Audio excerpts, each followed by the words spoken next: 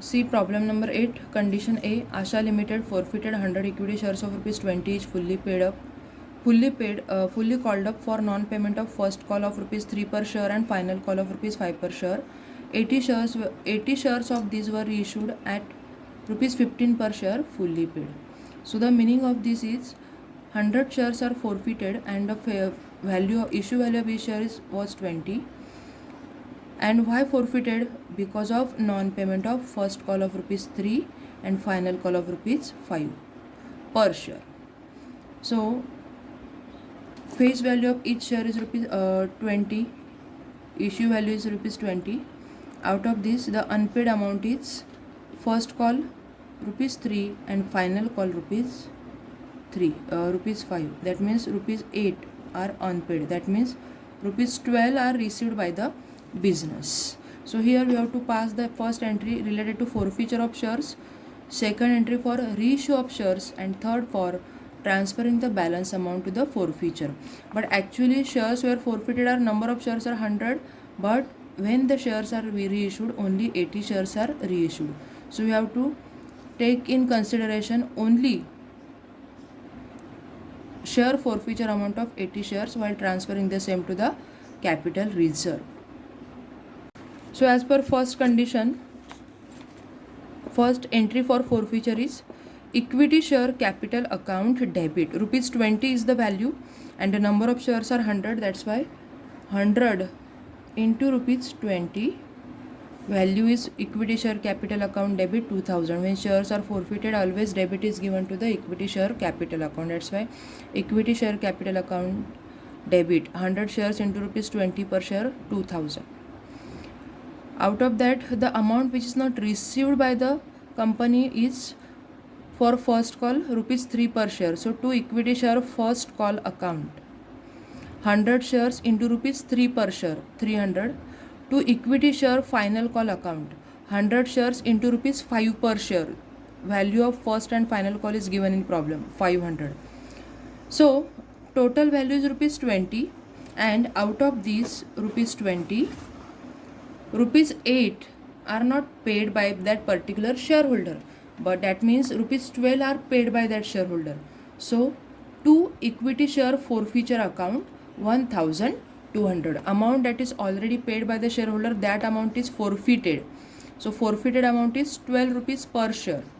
100 rupees into 12, 1200. So the entry is equity share capital account debit 2000 to unpaid amount of share first call rupees 3 per share, to equity share first call 300, to equity share final call unpaid amount of final call 100 shares into 5 500, to equity share forfeiture account amount that is paid by that particular shareholder before first and final call, that is rupees 12 per share 1200, being forfeiture of 100 equity shares due to non-payment of first call at rupees 3 and final call of rupees 5 per share.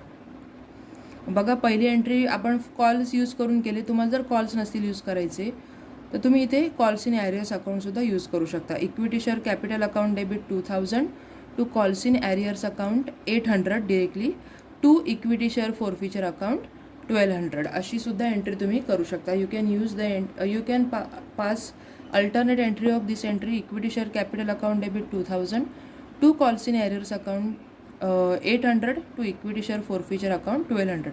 तर लक्षात ठेवायचं आहे की आपल्याला नेहमीच कॅपिटलला काय द्यायचं आहे, डेबिट जे आपण फॉरफिट करणार आहोत शेअर्स, आणि त्याचप्रमाणे क्रेडिट कोणाला द्यायचं आहे, कॉल्स इन ॲरियर्सला द्यायचं आहे आणि फॉरफिचरला द्यायचं आहे, किंवा त्या पर्टिक्युलर कॉलला द्यायचं आहे आणि फॉरफिचरला द्यायचं आहे. Next entry for reissue of shares. The same shares are reissued for a value of rupees 15 per share fully paid. So see here number of shares that are reissued are only 80 shares and value per share which is received is 80 shares into rupees 15. So here we have to consider a calculation of only 80 shares, not 100 shares, because total 100 shares are not reissued by the company, only 80 shares are reissued. That's why here bank account debit 80 shares are reissued by the company and the value per share issued is 15 rupees. So 80 rupees into 80 shares into 15 rupees, answer is, or amount received is 1200. So total amount of equity share capital must be 80 shares into original value of that shares was rupees 20. So 80 into 20 rupees, 1600. Out of that 1600 rupees, 400 are received because the shares are issued for rupees 15, means less than the actual price 1200. So the difference amount 80 shares into rupees 5 is the amount which is required to be debited or adjusted through the share forfeiture account. Equity share forfeiture account debit 400. Entry is for reissue bank account debit 1200, 80 rupees into 15 per share, 1200, 80 shares into rupees 15 per share. Equity share forfeiture account debit 80 shares into rupees 5 per share because the actual value of was rupees 20. So rupees 5 per share is a loss that is to be adjusted through equity share forfeiture account. That's why 80 shares into rupees 5, rupees 400, equity share forfeiture account debit. 2. Equity share capital account 1600, 80 shares into rupees 20, actual price 1600. Narration: being reissue of 80 forfeited shares at rupees 15 per share as fully paid up. Being reissue of 80 forfeited shares at rupees 15 per share as fully paid up. Now see, in first entry, share forfeiture, the next entry is for transferring the amount of equity share forfeiture to capital reserve. So see here, in first entry, share forfeiture account is credited for rupees 1200. In second entry, share forfeiture account is debited for 400. That does not mean that we can easily transfer the remaining balance amount of equity share forfeiture, that is 1200 minus 400, 800, directly to the capital reserve. Why? Because here only 80 shares are reissued. So we have to calculate first the amount of 80 shares on equity share forfeiture to be balance to be transferred to the capital reserve account. बघा आपण काय entry केली, 80 shares विकले पण त्याची value किती आहे 15 rupees per share. नवीन value किती रुपीजला विकले ते रिइश्यू केले 15 रुपयाला. म्हणून आपण अमाऊंट किती रिसीव्ह करणार, बँक अकाउंट डेबिट 80 शेअर्सचे रुपये 15 प्रमाणे 1200. आणि त्याच्यामुळे ॲक्च्युअल त्याची व्हॅल्यू किती होती, आधी त्या शेअरची 20 रुपये होती, तो आपण 15ला विकला म्हणजे 5 रुपये आपल्याला काय झाला, लॉस झाला पर शेअर. म्हणून बघा जो लॉस आहे तो कुठल्या अकाउंटने ॲडजस्ट करायचा आहे, share forfeiture. Equity share forfeiture account debit 80 shares गुणिले 5, 400.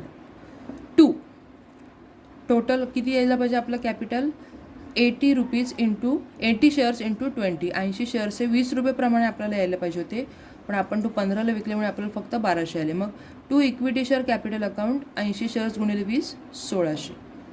अशा प्रकारे फोरफिचरची एंट्री होते. आता इथे बघा 80 शेअर्सच विकलेत, त्यामुळे आपल्याला पुढचे फोरफिचरचे अमाऊंट ट्रान्सफर करताना कॅपिटल रिझर्वला 80 शेअर्सचाच विचार करावा लागणार आहे. आपण डिरेक्टली असं करू शकत नाही, इथे क्रेडिट आहे 1200, इथे डेबिट आहे 400, तर 800 रुपये ट्रान्सफर करा, असं नाही करू शकत. आपल्याला पहिले 80 शेअर्सची अमाऊंट जी आपण आधी फॉरफिट केली ती काढून मग ह्याच्यातून मायनस करून 80 शेअर्सचेच पैसे आपल्याला कुठे ट्रान्सफर करायचे आहेत, कॅपिटल रिझर्वला. जे 20 शेअर्स विकलेले नाहीत, रिइश्यू केलेले नाहीत, त्याचे शेअर्स त्याची अमाऊंट आपण फॉरफिचरची कॅपिटल रिझर्वला ट्रान्सफर करू शकत नाही. So see how to calculate the amount. Out of 100 forfeited shares, 80 shares were reissued. Accordingly, equity share capital is debited and credited. To find the proportionate amount of forfeiture account for 100 shares, share forfeiture amount is 1200, right? When 100 shares were forfeited, share forfeiture amount for 100 shares was 1200. So how much amount for 80 shares? Very simple. If 100 is equal to 1200, then 80 is equal to how much? Make a cross multiplication. 80 into 1200 upon 100. Answer is 960 rupees. मग बघा आपण कसे काढले, 100 shares forfeit केले तेव्हा त्याची amount आली 1200. तर 80 शेअर्सची फोरफिट अमाऊंट किती येईल, तर 100ला 1200 तर 80ला किती, ह्याचं क्रॉस मल्टिप्लिकेशन करायचं आपल्याला, तिरकस गुणाकार. 1200 गुणिले 80 अपॉन 100. आन्सर आलं 960. मग 80 शेअर्सचे 960 फॉरफिचर अमाऊंटला क्रेडिट पाहिजे होतं, पण इथे आपण 100च केले बरोबर. मग 960मधून हे 80 शेअर्सचे इकडे डेबिटवाले मायनस करून टाकायचे 400. 960 less 400 balance to be transfer to capital reserve 560. मग एंट्री काय होईल बघा, इक्विटी शेअर फॉरफिचर. आता जरी फॉरफिचर अकाउंट तुम्ही इथे ओपन केलं तरी हे आपण दाखवणार नाही आहोत त्याच्यामुळे हे आपल्याला धरून चालणार नाहीत, कारण इथे 100 शेअर्स फॉरफिट केलेत आणि विकताना 80च विकले, तर 80चा हिशोबच करून 80 शेअर्सचेच पैसे आपल्याला फॉरफिट करायचे. मग बघा 960 वजा 400 केले तर किती ट्रान्सफर करायला पाहिजे आपल्याला, 560 रुपये. म्हणून एंट्री बघा काय होईल, equity share forfeiture account debit 560 to capital reserve account 560. Being balance of share forfeiture account transfer to capital reserve. आता बघा इथे एंट्रीमध्ये काय त्याला डेबिट आहे, म्हणजे नेक्स्ट एंट्रीमध्ये उरलेल्या अमाऊंटचं डेबिट आपल्याला देऊन टाकायचं. Equity share forfeiture account debit, capital रिझर्वला नेहमी आपलं क्रेडिटच जाणार आहे, हे लक्षात ठेवायचं. 560 इथे आपण 800 रुपये ट्रान्सफर करू शकत नाही. किती करणार, फक्त 80 शेअर्सचे उरलेली बॅलन्स अमाऊंट आपण कॅपिटल रिझर्वला ट्रान्सफर करणार. 960मधून 400 गेले, राहिले 560 ते आपण शेअर फॉरफिचरला देऊन टाकू. Next condition, Bhakti limited forfeited 100 equity shares of ₹10 each, ₹6 called up, on which the shareholder paid application and allotment of ₹5 per share. Of these, 80 shares were reissued as fully paid up for ₹6 per share. So first see, Bhakti Limited forfeited 100 equity shares of ₹10 each, but ₹6 called up, on which the shareholder paid application and allotment of ₹5 per share. So see here, always remember, when shares are forfeited, see the amount of capital which is collected, means the number of calls that are made by the company. Up to that call we have to use, or we have to take the value of equity share capital. Here the each value of share is ₹10, but ₹6 are called up only, and then the shares are forfeited here in B condition. That means while giving debit to equity share capital account, we cannot use ₹10. We have to use called up amount, that is ₹6 per share, and ₹5 per share. Of these, 80 shares were reissued as fully paid for ₹6 per share, not 16. मग बघा या problem बी कंडिशनमध्ये काय म्हटलेलं आहे आपल्याला, 100 shares forfeit केलेत, एका शेअरची किंमत होती ₹10, पण किती कॉल केलेले आहेत कंपनीने, कॉल केलेले फक्त ₹6पर्यंतच, त्याच्या पुढचा कॉलच केलेला नाही कंपनी ₹4, आणि ₹6 कॉल केल्यानंतर कंपनीने काय केलेले आहेत, हे पैसे काय केले, हे शेअर्स काय केलेले आहेत, फॉरफिट केलेले, म्हणजे फायनल कॉल कंपनीने केलेलाच नाही आहे. मग लक्षात ठेवायचं आहे, शेअर कॅपिटलची कुठली अकाउंट आपण अमाऊंट नेहमी घ्यायची, जोपर्यंत कॉल्ड अप केले. आधीच्या सिच्युएशनमध्ये आपण बघितलं तर तिथे पूर्ण फुल्ली पेडअप केलेले होते, फुल्ली कॉल्ड केलेलं होतं, शेवटपर्यंत फायनल कॉलपर्यंत कॉल्ड केलेला होता, म्हणून आपण ₹20 घेतले. पण इथे सगळं फुल्ली म्हणजे शेवटपर्यंत कॉल केला आहे का, 10च्या 10 रुपयाचा केलेला नाही आहे, किती रुपयेपर्यंतचाच कॉल केलेला आहे, ₹6पर्यंतचाच कॉल केलेला आहे. म्हणजे आपल्याला मॅक्झिमम किती घ्यावे लागतील, शेअर कॅपिटलचे ₹6 पर शेअर, बरोबर. आणि त्याच्यामधले किती त्यांनी पेड केलेले आहेत, ₹6 पर शेअर. त्याच्यामध्ये ॲप्लिकेशन आणि अलॉटमेंटचे ₹5 आहेत, म्हणजे ₹1 आहे जो सेकंड कॉल असेल, फर्स्ट कॉल असेल तो त्यांनी पेड केलेला नाही आहे, आणि final call, first and final call आहे तो त्यांनी पेड केलेला नाही. Of these 80 shares were reissued as fully paid for ₹6 per share. मग ह्यापैकी 80 शेअर्स काय केलेत, रिइश्यू केलेले आहेत, किती रुपयाला, ₹6 पर शेअर. किती रुपयाला रिइश्यू केलेत, ₹6ला. मग बघा कशी एंट्री आपल्याला करायची आहे. पहिले बघूया, Bhakti limited forfeited 100 equity shares of ₹10 each, ₹6 called up.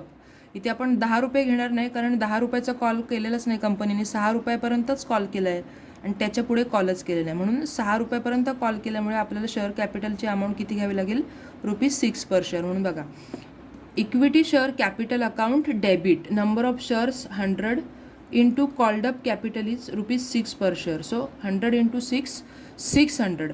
2 calls in arrears, जे पैसे दिलेले नाही आहेत. आता ₹6 दिलेत, बरोबर. इक्विटी शेअर कॅपिटलचं कॉल्ड अप कॅपिटल आहे 600. मग ह्या 600मधले किती रुपीज दिलेत, 5 पर शेअर रिसीव केलेत, म्हणजे ₹1 पर शेअर रिसीव केलेले नाहीत, म्हणून ₹100 into ₹1. To call scenarios 100. To equity share forfeiture account, जे पैसे दिलेत, किती दिलेत बघा इथे म्हटलेलं आहे.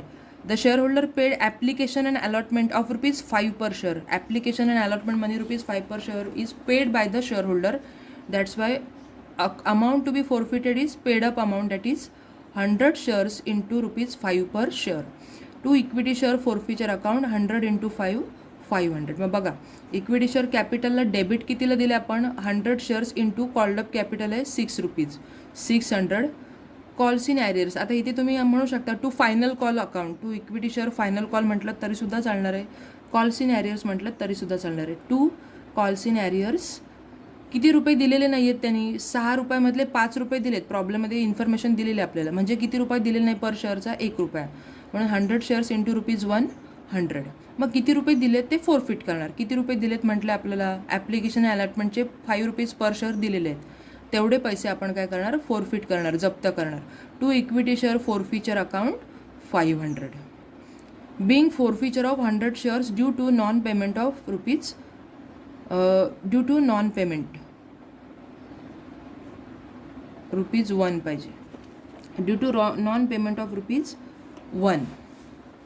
नेक्स्ट बघा bank account debit to equity share capital account. Next the shares are reissued and reissued for ₹6 per share. So bank account debit 480 to equity share capital account 480. Earlier in previous entry, see the issue value of each share or equity share capital account is debited. Original or actual value of issue per share was ₹6. That's why here the same are issued for the same amount, but the number of shares are different. 80 shares into ₹6. 80 into 6 480 means same value. The shares are issued for the same value. That's why there is no need to adjust any less or excess amount through share forfeiture account, because the value is same, par value. Here the value is ₹6 and the reissue of shares is also made on the same value ₹6. That's why 80 shares into ₹6. Bank account debit 480. To equity share capital account 480. Here no need to record or no need to adjust the amount through equity share forfeiture account. बघा रिइश्यूची entry काय केलेली आपण काय बघितलं की आधीच्या प्रॉब्लेममध्ये रिइश्यू करताना शेअर कमी किमतीला विकला होता, बरोबर. ₹20 किमतीचा शेअर ₹15 विकलेला ए कंडिशनमध्ये.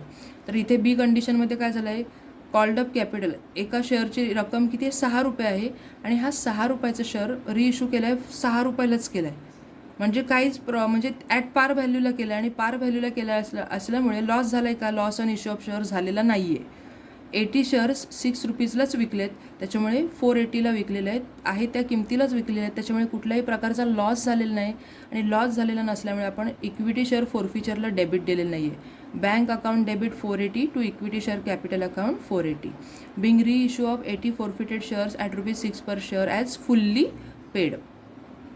आता नेक्स्ट एंट्री आपल्याला करायची आहे to transfer the balance amount to equity share forfeiture. So here also we cannot transfer the entire amount of difference. Here in first entry equity share forfeiture is credited in second entry no amount is there, but we cannot transfer the entire amount ₹500 to the capital reserve, because 500 is the amount for 100 shares and here only 80 shares are reissued. So we need to transfer the amount of share forfeiture only related to the 80 shares to capital reserve. Easily you can calculate the same. For 100 shares, share forfeiture amount is 500. Then what will be the amount for 80 shares? For 100 shares, amount of forfeiture is 500. Then for 80 shares, how much? Cross multiplication. 80 into 500 upon 100. Answer is 400. Answer is 400. So transfer ₹400 to capital reserve. Equity share forfeiture account debit to capital reserve account 400. मग आधी लक्षात ठेवा, आपण इथे काय केलं आहे, 100 shares forfeit केले, पण 100 शेअर्स रिइश्यू केले का नाही. मग 100 शेअर्सचे फोरफिट केलेले अमाऊंट आपण कॅपिटल रिझर्वला ट्रान्सफर करू शकत नाही. आपल्याला फक्त 80 शेअर्सचीच अमाऊंट कॅपिटल रिझर्वला ट्रान्सफर करायची. मग बघा इथे मधल्या एंट्रीमध्ये कुठेही शेअर फॉरफिचर आपलं आलेलं नाही आहे. का नाही आलं? कारण शेअर आहे त्या किमतीलाच, जी ॲक्च्युअल व्हॅल्यू होती त्याच किमतीला, जेव्हा कॉल्ड अप व्हॅल्यूपर्यंत आपण जमा केलेले त्याच व्हॅल्यूला शेअर्स विकले. त्याच्यामुळे काहीही लॉस झालेला नाही आहे कंपनीला. 80 शेअर्सचे 6 रुपयेप्रमाणे 480 रुपये आलेत, म्हणून कुठेही फॉरफिचर तुम्हाला दिसणार नाही आहे. आणि म्हणून शेवटची एंट्री फॉरफिचरची काय होईल? 80 शेअर्सवरचे सगळे पैसे जे आधी फॉरफिट केले तो फायदा झाला की नाही कंपनीला? मग हे आपण पूर्ण 500 नाही ट्रान्सफर करणार आहोत, हे 100 शेअर्सचे आहेत, म्हणून आपल्याला 80 शेअर्सचे कॅल्क्युलेट करावे लागले. मग 100 शेअर्सचे 500 रुपये होतात, तर 80 शेअर्सचे किती होतील? ऑब्व्हियसली 400 रुपये. हे 400 रुपये आपण काय केले? कॅपिटल रिझर्वला ट्रान्सफर केले. Equity share forfeiture account debit to capital reserve 400. Being balance of share forfeiture account on 80 shares transfer to capital reserve.